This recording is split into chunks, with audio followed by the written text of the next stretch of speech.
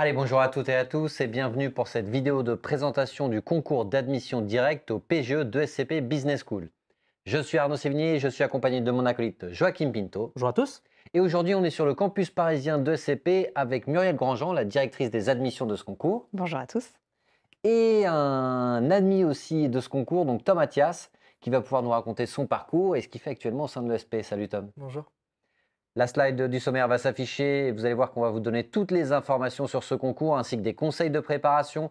Dans un premier temps, on verra la grande nouveauté de ce concours, puis le calendrier, les frais d'inscription, des statistiques sur le nombre de places, d'admissibles, ainsi que des scores moyens, les épreuves d'admissibilité, les épreuves d'admission, et on terminera par les 5 raisons, selon nous, avec Joachim, de candidater à ce concours. Commençons directement par la grande nouveauté de ce concours en 2023, Jingle.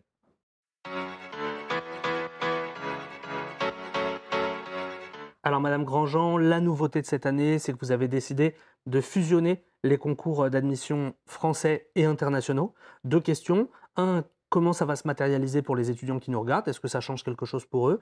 Et deux, qu'est-ce que ça montre de l'état d'esprit de l'école et pourquoi vous avez fait ça?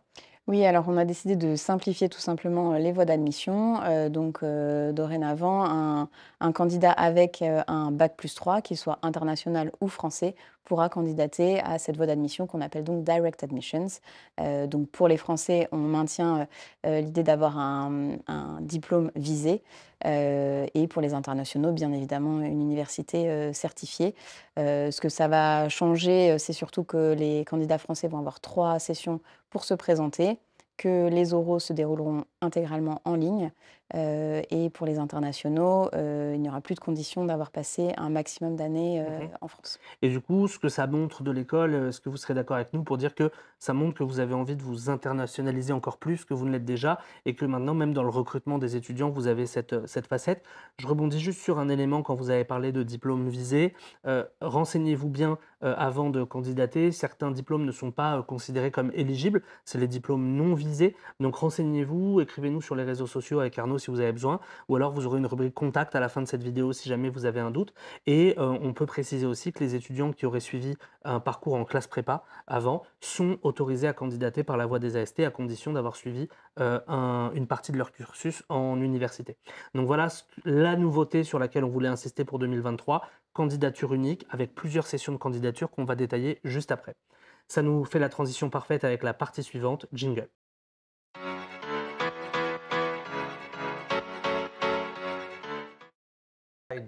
Du calendrier du concours s'affiche une première session qui est en automne, qui est bouclée, donc qui est Tout à passée, on ne fait. peut plus candidater. Il y en a 2 à venir, une en hiver et une au printemps. Vous voyez la date de clôture des inscriptions pour celle d'hiver qui est le 24 janvier 2023. Donc si vous estimez que vous êtes prêt, que vous avez vos scores maximum en Taj-Maj et en TOEIC ou TOEFL, vous pouvez dès à présent candidater pour pour la session d'hiver qui clôture le 24 janvier 2023. À la suite de cela, vous avez l'entretien, parce qu'il n'y a qu'une seule épreuve orale, l'entretien de motivation pour la session d'hiver qui est du 7 au 10 février, forcément à distance. Et ensuite, vous aurez les résultats d'admission le 27 février 2023.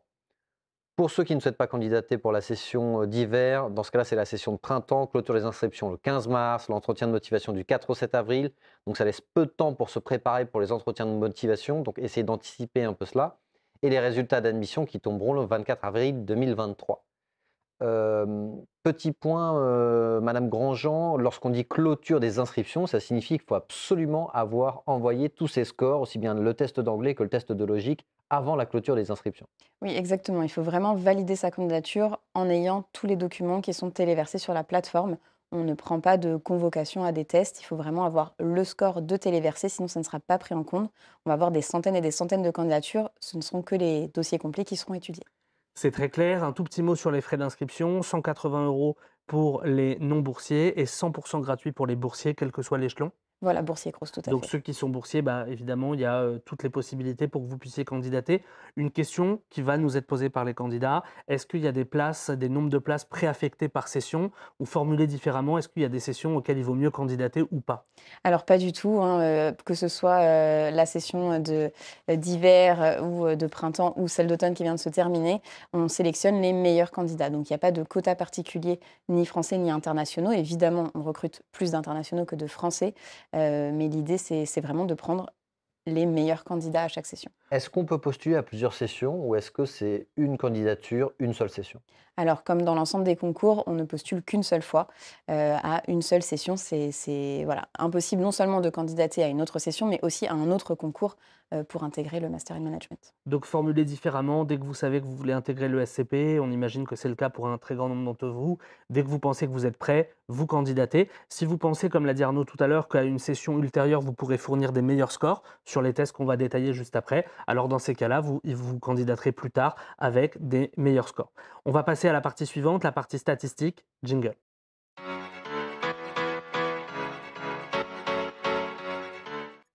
Alors quelques statistiques, on en a mis quelques-unes, mais on va être un petit peu, on va vous en demander un peu plus.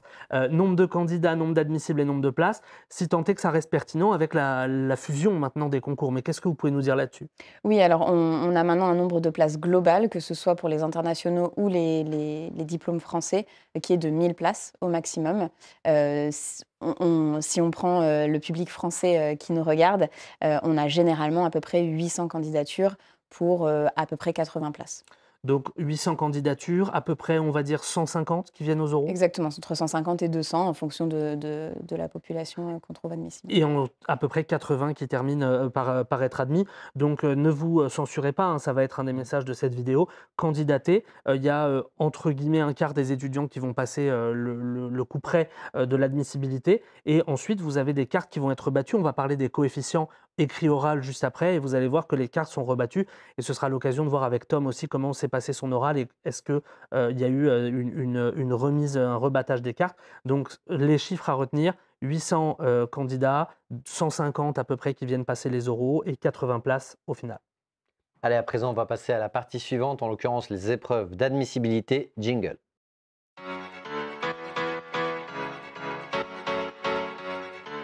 Alors, la slide s'affiche, on vous demande un certain nombre de documents, en l'occurrence relevé de notes des études supérieures, les diplômes, le CV, lettre de motivation, lettre de recommandation optionnelle, mais on vous le recommande fortement avec Joachim, que ce soit des lettres de recommandation académiques, c'est-à-dire vos chargés TD, vos professeurs d'amphithéâtre, vos maîtres de conférences, ou alors des lettres de recommandation professionnelles, ancien tuteur de stage, ancien responsable dans le cadre d'un CDD, d'un job d'été.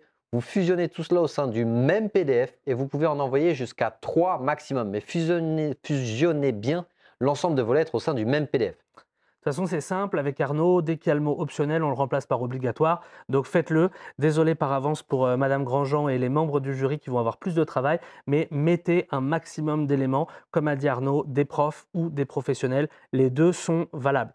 Petit point, Tom, toi sur cette partie CV, lettre de motivation, est-ce que tu t'y es pris à l'avance? Comment tu as fait? Est-ce que tu avais un projet professionnel, par exemple, dans ta lettre de motivation?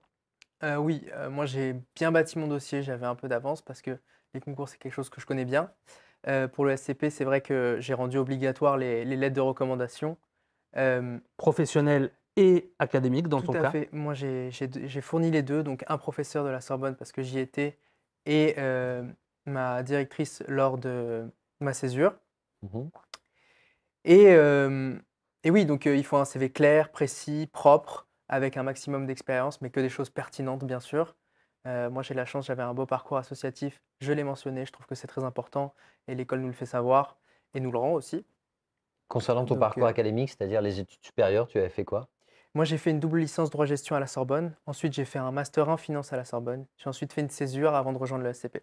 Et- Donc, toi, tu avais du professionnel, tu avais une Mhm, césure, tu avais de l'associatif, comme tu viens de nous le dire, mhm. tu avais un beau parcours. On sait que les doubles licences, c'est des parcours qui sont très appréciés parce que ça montre des qualités d'organisation, ça montre une capacité de travail.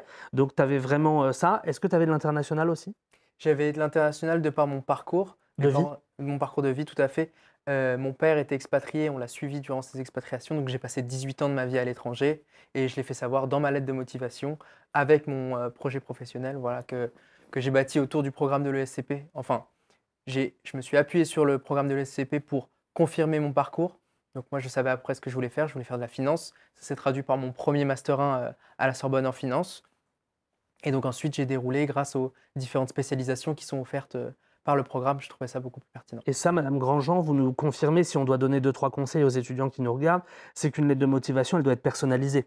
Une lettre de motivation, on sait que vous allez candidater à plusieurs écoles, il n'y a pas de problème là-dessus. Par contre, quand on fait une lettre de motivation pour le SCP, on doit donner des noms de spécialisation, des noms de profs, des modules, des choses qui sont spécifiques à l'ESCP et qui montrent qu'il y a une cohérence entre mon passé, le futur que j'envisage, c'est-à-dire mon projet professionnel, qui peut changer, mais en tout cas à l'instant T, et surtout comment le SCP va m'aider à matérialiser cette transition. Exactement ce que vient de nous dire Tom, et ça, moi, je trouve que c'est un point intéressant. Donc, personnalisez, s'il vous plaît, vos lettres de motivation et qu'on n'ait pas l'impression que ce soit un copier-coller d'école à école. Ensuite, on a un test d'anglais. Ce test d'anglais, vous laissez le choix sur le Tout à test fait. d'anglais. Grosso modo, 99% des candidats, ce sera TOEIC ou TOEFL. En gros, pour faire simple, il y a des minimums pour le score d'anglais. Donc ça, c'est important. Les scores qui sont marqués sur le PowerPoint, là, ce sont des scores minimums. Tout à fait. Est-ce qu'on peut tenter sa chance et si on n'a pas le minimum, on candidate quand même ou est-ce que ça sert à rien? Alors, on en a tous les ans qui candidatent sans avoir le score minimum, donc le dossier n'est pas regardé. C'est-à-dire que la première phase d'éligibilité, on va regarder les scores et on va éliminer tous les dossiers qui n'auraient pas le score minimum en anglais. Donc, épargnez-vous une dépense inutile puisque votre dossier ne sera pas regardé. Donc, donnez-vous toutes les chances. Attention, ce sont des scores minimums et ça ne doit pas être vu comme des lignes d'arrivée. Ce n'est pas parce que vous aurez eu 900 que du coup, vous serez admissible. C'est en dessous de 900, votre dossier n'est pas regardé. Et attention, la notation, elle commence à partir des 900 pour le TOEIC et du coup, elle va jusqu'à 990 pour le TOEIC. Elle commence à 90 pour le TOEFL et elle va jusqu'à 120. Le TOEFL est un test un petit peu plus dur. Donc ceux qui parlent bien anglais, on vous conseille potentiellement d'aller vers un TOEFL. Vous allez pouvoir mieux matérialiser votre niveau d'anglais. Ceux qui sont un petit peu plus scolaires, allez plutôt vers un TOEIC. Toi, Tom, en termes d'anglais, tu as donné un TOEIC ou un TOEFL? Moi, j'ai donné un TOEIC. J'ai un peu choisi la facilité parce que j'avais beaucoup de choses à faire à ce moment-là. Et moi, je suis relativement bilingue du fait de mon parcours international. Donc, j'ai passé le TOEIC. J'ai eu des très bons scores. J'ai eu 985, puis 990. Et c'est avec ces scores-là que j'ai candidaté et qui sont passés. Très clair. La validité du test d'anglais, c'est 2 ans pour ceux qui se posent la question, de date à date. Ensuite, on a un test de logique. Vous pouvez vous laisser le choix. L'écrasante majorité choisit le Taj-Maj pour les candidats français. Le Taj-Maj, il n'y a pas de minimum. Non. D'accord. Il n'y a pas de minimum, mais effectivement, il y a quand même voilà, pour moi, pour nous à l'ESCP, en dessous de 300, c'est vrai que ça fait un petit peu léger. Maintenant, encore une fois, comme vous l'avez dit, il n'y a pas de score minimum. Alors, en dessous de 300, c'est léger. Est-ce que vous me permettez de compléter? Ça veut dire qu'en dessous de 300, ce sera considéré comme un point faible dans le dossier. Tout à fait. Mais on peut compenser ça par un meilleur Exactement. CV, par des expériences internationales, professionnelles, par l'anglais. Donc, c'est léger, c'est un point faible, mais ce n'est pas éliminatoire. Exactement. Donc, candidatez, ne vous censurez pas. Toi, Tom, en plus de ton 990 au Taj-Maj, Moi, j'ai eu 323 au Taj-Maj. Je voulais juste compléter ce qu'a dit Madame Grandjean. J'ai des camarades qui ont eu en dessous et qui ont des très bons parcours. Et c'est ce qui a fait leur admission. et Madame Grandjean, est-ce qu'on peut compléter? Tout à l'heure, je vous avais dit que je vous demanderais quelques stats supplémentaires. Je crois que le score moyen des admis au Taj-Maj, il est aux alentours des 350 à peu Exactement. près. Donc, qui dit score moyen de 350 dit exactement ce que vient de dire Tom. Ça veut dire qu'il y en a qui ont plus, et là, eux, ils prennent des points d'avance, et il y en a qui ont moins, et il y a des points de retard, mais qui sont tout à fait compensables par le jeu des coefficients qu'on va détailler juste après. Allez, la slide suivante va s'afficher. Là, vous voyez le poids de chaque matière. Le dossier compte pour 40% de votre note globale. Le test d'anglais, 20%. Le test de logique, donc on vous recommande le Taj-Maj, 10%. En d'autres termes, les écrits, le total compte pour 70%. Ce qui fait qu'on va passer ensuite à la partie suivante, en l'occurrence l'épreuve d'admission jingle.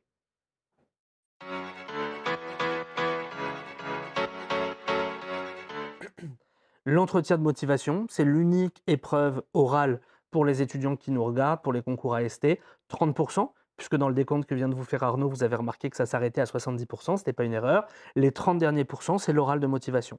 Qu'est-ce qu'on attend d'un étudiant qui va se connecter en ligne et passer à distance son entretien de motivation? Eh bien, on attend tout à fait ce que vous avez indiqué dans la cohérence du parcours. Voilà, un parcours cohérent, un parcours où on voit vraiment pourquoi le candidat va être bien ESCP. Ça va aussi dans les deux sens. Pourquoi ce candidat va être excellent pour l'ESCP, mais pourquoi l'ESCP va correspondre à ce candidat. Donc 2 jurés en général, Exactement. un peu plus académique qui représente en fait le SCP, qui peut être Exactement. un professeur, qui peut être vous, qui peut être un institutionnel, on va dire, et un peu plus professionnel, qui peut être un ancien. C'est généralement C'est l'ancien, souvent oui, un tout à ancien. fait. Peut-être que Tom, un jour, tu feras passer les oraux. Tom, est-ce que tu peux nous raconter ton oral? Comment il sûr. s'est passé? Est-ce que tu as eu le sentiment de l'avoir réussi? Est-ce que tu t'es fait un peu titiller? Est-ce que, on est allé te chercher dans tes retranchements et cetera? En effet, on est allé un peu me chercher dans mes retranchements. Donc, pour donner le panel, il y avait en effet un ancien étudiant, il y avait un professeur et il y avait une spécialiste d'admission. C'était un peu particulier. Hem, mais moi, c'est vrai que l'objectif, c'était vraiment de montrer ma motivation et le pourquoi, j'étais là et le comment je pouvais aussi servir l'école. Comme on a dit, ça va dans les 2 sens. Et oui, j'ai été un peu bousculé, mais c'est un peu le but du jeu. On veut des étudiants qui sont bons, qui savent, se débrouiller à l'oral. Donc, on a un peu challengé mon projet professionnel et aujourd'hui, c'est vrai qu'il a un peu, évolué. Donc, je pense que ces personnes sont aussi, spécialisées de la mission, donc savent se rendre compte des points forts et des points faibles. Et est-ce qu'on s'est appuyé sur ton dossier écrit? Est-ce que, par exemple, on a regardé ta lettre de motivation et le jury a rebondi dessus? Ou est-ce que tu es arrivé dans la salle et on t'a dit: «Présentez-vous», comme ça, de but en blanc? Alors sur mon année, il y avait un document à remplir avec, nos motivations, quelques points sur notre parcours et cetera. Donc, durant ma session, ils se sont appuyés sur ce document. Donc il y avait mon projet pro, il y avait un peu d'international de par mon parcours. Donc on en a parlé et c'est vrai que moi, on a passé une bonne partie de mon oral sur mon projet pro parce que le reste coulait de source et ça Parfait. matchait bien avec l'école. On rappelle que l'entretien de motivation est forcément à distance, Tout à il n'est fait. pas en présentiel. Et qui se préparent. On a parfois des étudiants qui nous disent: «Bah, moi, je suis à l'aise à l'oral, ça va bien se passer». C'est pas du tout ça, c'est pas un stand-up, hein, on est d'accord. C'est quelque chose qui se prépare. Encore une fois, allez bien voir la vidéo qu'on a tournée avec madame Karoubi, qui détaille le PGE année après année sous les angles académiques, international, professionnel et associatif. C'est comme ça que vous allez pouvoir alimenter votre motivation et j'ai envie de rajouter, rendez-vous aussi à la JPO, qui est organisée par l'école, par le l'ESCP, qui aura lieu samedi 28 janvier 2023 et dans le cadre de laquelle vous pourrez poser vos questions à madame Grandjean, à des étudiants, à des professionnels et donc vous allez pouvoir justement encore densifier cette motivation. Dire: «Je suis motivé par une école», c'est facile, mais montrer qu'on a fait les efforts pour se renseigner en contactant par exemple des anciens, ça c'est un élément qui est valorisé le jour de l'oral et madame Grandjean, j'allais dire madame Karoubi, l'écart type des notes à l'oral, il peut monter assez haut en fait. Un bon oral, il peut facilement être noté 17, 18, 19 ou 20 sur 20. Oui, tout à fait. On demande même au jury de mettre des notes, assez, éloignées, pour vraiment signifier, les candidats que l'on souhaite, admettre, ou non. Donc non seulement l'oral, il pèse pour 30 de la note, mais en plus, c'est 30 qui sont très discriminants parce Exactement. que sur le dossier, on va tous être concentrés, on les Mmh. admissibles entre, allez, 13 et 16 à peu près sur la note et par contre, on peut avoir un 17, 18, 19, 20 à l'oral. Je ne Exactement. sais pas si toi, Tom, tu te souviens de ta note d'oral ou et vous connaissez pas vos notes, donc très bien, mais si tu es admis, c'est que, tu as fait un bon oral Exactement. et même si tu as été poussé dans tes retranchements, c'est que tu as eu des bonnes réponses et ça, c'est un point important. On peut avoir un oral dur, Tout à difficile, fait. en général, on sort, on est un peu bousculé et en fait, derrière, le jury met une bonne note. J'avais eu 17 moi, quand j'avais passé les oraux à Bravo l'époque. Arnaud, on te félicite Non pour mais ça. j'étais admis à l'ESCP. On te félicite pour ça. Arnaud, je te propose qu'on passe à la suite. Oui, bah, passons à la partie suivante. Jingle. Jingle.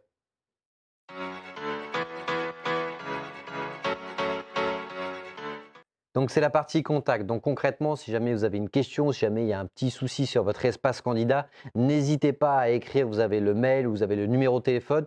Bien entendu, ce n'est pas une hotline. Donc si jamais vous avez des informations sur le programme ou sur le concours en tant que tel, vous avez la brochure ou vous avez le site internet. Donc c'est vraiment si jamais il y a un couac ou un point sur lequel vous êtes bloqué, vous ne pouvez pas valider votre candidature. Très souvent, c'est une petite incompréhension de votre part. Mais pour enlever tout ça, n'hésitez pas à donner un petit coup de fil ou à leur écrire. L'équipe des concours d'admission de l'ESCP est 100% disponible pour répondre à vos questions. Et surtout, ne le faites pas la veille, prenez-y-vous à Mmh. l'avance parce que évidemment, bah, vous allez avoir énormément de demandes dans les 2, 3 jours qui précèdent. Donc, collectez les informations. Parfois, c'est au moment de la collecte de l'information qu'on se rend compte qu'on n'a plus son relevé de notes de la L3 parce qu'on a changé d'université, etc. Les lettres de recommandation, ça s'anticipe. Oui, La lettre de motivation, ça s'anticipe. Donc, tout ça, entre le temps où vous allez demander à votre prof est-ce que vous seriez d'accord pour me faire une lettre de recommandation et le 6e mail de relance parce qu'il vous a oublié, bah, tout ça, ça implique d'avoir commencé bien en amont. mmh. Donc ne vous y prenez pas au dernier moment, candidatez en amont et si vous avez un problème à ce moment-là, l'équipe de madame Grandjean se fera un plaisir de vous répondre. Partie suivante, jingle.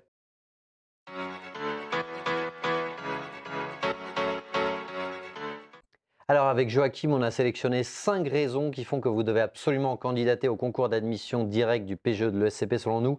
La première, c'est qu'il y a 1000 places en 2023, toutes nationalités confondues. ce qui vous permet d'avoir vos chances, quel que soit votre profil, à savoir quelle que soit votre filière d'études d'origine. Donc que vous soyez ingénieur en médecine, en sciences de l'art, en histoire, en droit, en économie-gestion, en licence Sciences simple, en politiques. double licence, bref, peu importe votre filière d'origine, vous avez totalement vos chances. C'est justement ça l'intérêt des concours en admission parallèle. Deuxième raison, c'est que c'est des épreuves identiques aux écoles du top 3, donc vous n'avez aucun travail supplémentaire à fournir, à part éventuellement la personnalisation de la lettre de motivation, mais ça, bien sûr, c'est évident. Troisième raison, vous le savez parfaitement, le SCP est l'une des meilleures business schools en Europe et dans le monde. C'est attesté par les classements internationaux comme celui du Financial Times. N'hésitez pas à le regarder, il est publié chaque année. On l'a développé avec Madame Karoubi lors de notre vidéo sur le programme Grande École. Donc c'est une référence à travers l'Europe et le monde. Quatrième raison, c'est un concours qui est gratuit pour les boursiers, donc ne vous censurez pas. Si jamais pour des raisons financières, vous avez du mal potentiellement à régler les frais d'admission, vous avez les frais d'inscription qui sont offerts pour les boursiers, tous échelons confondus. Cinquième et dernière raison, l'accueil et l'ambiance lors de la JPO qui aura lieu le samedi 28 janvier 2023. Donc n'hésitez pas à venir, il y aura des étudiants qui sont en première année, en deuxième, en troisième année, qui ont peut-être fait une partie de leur scolarité sur le campus de Madrid, de Londres, de Berlin. Donc c'est des retours d'expérience extrêmement enrichissants pour vous. Faites une liste de questions au préalable, comme ça vous pouvez échanger avec eux. Et il y a aussi des responsables d'école si jamais vous avez des questions sur le programme. Voilà, on espère qu'on vous a donné envie de candidater à cette magnifique école. On va terminer par le traditionnel mot de la fin qui va consister à regarder la grande caméra qui est devant vous. On va commencer par Madame Grandjean et à adresser un message aux candidats qui sont en pleine période de préparation et qui nous regardent. Alors, bien évidemment, comme on l'a dit tout au long de cette vidéo, vraiment ne vous auto-censurez pas. C'est vraiment important de comprendre qu'il y a de la place pour tous les profils. L'important, c'est vraiment d'avoir un parcours cohérent et un petit conseil technique, ne candidatez pas, à 23 h le jour de la deadline. Parfait. Tom, on va te demander le même exercice. Tu peux t'adresser. Tu as été à leur place il y a quelques mois. Du coup, tu peux savoir dans quel état d'esprit ils sont et qu'est-ce qu'ils ont potentiellement envie d'entendre. Tout à fait. Moi, si je devais vous donner un petit mot de la fin, ce serait de pas trop stresser. Dites-vous que vous faites ça pour des belles choses parce qu'à l'ESCP, on se sent bien, on est content, on a un très beau parcours et on peut aller faire plein de choses à l'international et vraiment, ça vaut le coup. Le stress, il vaut le coup. Donc tu as raison, on peut terminer là-dessus. Le stress, il vaut le coup. Tom, pour parler un tout petit peu de ton parcours, tu vas faire de l'alternance cette année, Tout à fait. tu vas faire plusieurs spécialisations, tu es parti sur des campus, donc on peut faire de l'international, de l'alternance, de l'associatif. Bref, on peut vraiment avoir une scolarité hyper épanouie à l'ESCP. Si vous voulez en savoir plus, vous allez consulter l'autre vidéo consacrée au PGE de l'ESCP. Salut à tous. Salut!